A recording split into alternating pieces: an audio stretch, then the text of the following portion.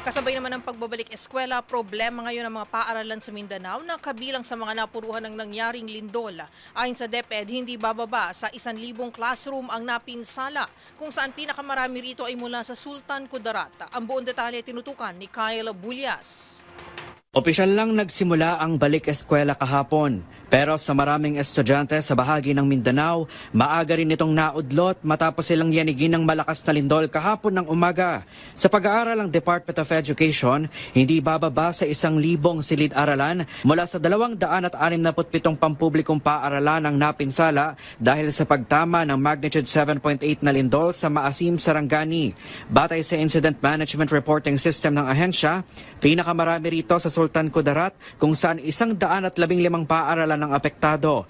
Ayon naman kay DepEd Assistant Secretary for Operations Jocelyn Andaya, may tuturing na hardest hit ang mga bayan ng Maasim, Glan at Alabela sa Sarangani Province. Umabot din sa 179 na classroom ang napuruhan dahil sa lindol.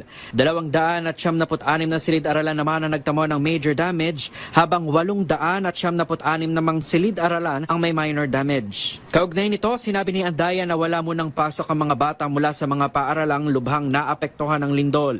Mananatiling suspendido ang pasok nila hanggat hindi natatapos ang assessment sa integridad ng mga gusali at reconstruction ng mga ito. Sabi ni Andaya, prioridad ng ahensya ang kaligtasan at kapakanan ng mga mag-aaral, kaya sa ngayon uunahin muna ang pagbibigay ng psychological first aid sa mga estudyante.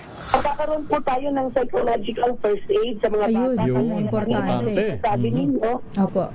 na ang ibang bata, syempre na-witness nila po yung nangyari at nagkakaroon ng trauma. And so kailangan ating tulungan sila paano i-process po ito.